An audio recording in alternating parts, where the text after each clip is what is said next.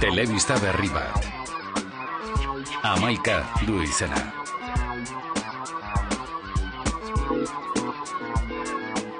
Zein da telebistaren etorkizuna? Gaur egun ezagutzen dugun telebista moldea, 5 urteren buruan amaitu egingo dela iragarri du Bill Gatesek. Telebistak eskaintzen zituen aukerak zeharo aldatu baititu internetek. Analogikotik digitalera iragaten ari da telebista, interaktibitatea eta definizio handia bertan dira. Teknologien aro berriekin batera dator Hamaika telebista, eta teknologia hauek baliatuko ditu bere sorreratik. Musikari gertatzen zaion moduan, telebistari ere garai berrietara moldatzeko tenorea heldu zaio. Ikusleek ez dute izan nahi telesaioen hartzaile hutsak.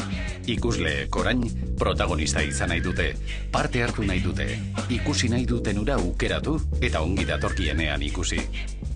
Elkar eragina eskura dago, eta Hamaika telebistak zu partaide izan nahi zaitu.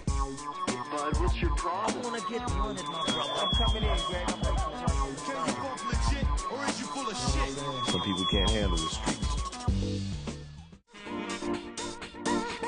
Hamaika telebistak gertu izango zaitu tokiko telebista baita. Herri telebisten hurbiltasunak eta bizkortasunak abantaila handiak eskaintzen dizkigu beste guztien aldean. Informazio hurbila dugu xede. Pertsonen bizitza, herrien bizitza, auzoen bizitza izango ditugu pantailaren ikusmiran. Jendearen gandik hurbil. Kultura mugimenduetatik hurbil.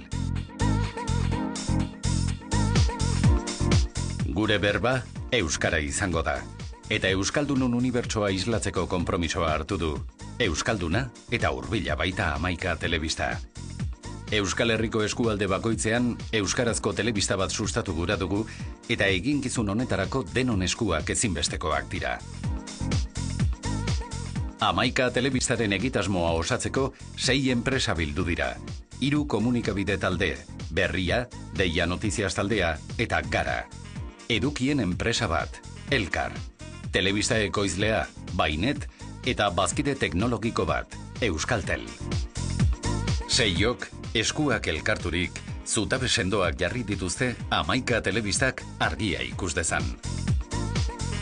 Baina bidea hasi baino ez da egin, eta denon eskuen beharra izango dugu telebisten sare honek euskaldunon artean sortu duen ilusioa gure etxeko pantailan ikusi ahal izateko.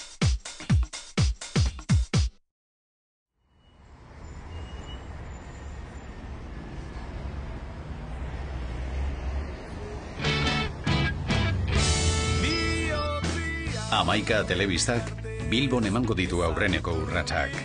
Hirian emango diogu hasiera gure historiari. Hirikoa eta hiritarra Hamaika telebistak frogatuko du kalitate handikoak direla kanal txikiak ere. Bizkorra, hurbila, freskoa, dinamikoa, modernoa, interaktiboa. Hamaika esperientzia berri eta orain arte ezezagun bat izango da. Hamaika eguneroko gure bizitzaren adierazpide bat izango da. Telebista hurbila, gaztea, parte hartzailea, modernoa, hirikoa, euskalduna. Biztu. Hamaika ikusteko, bizitzeko.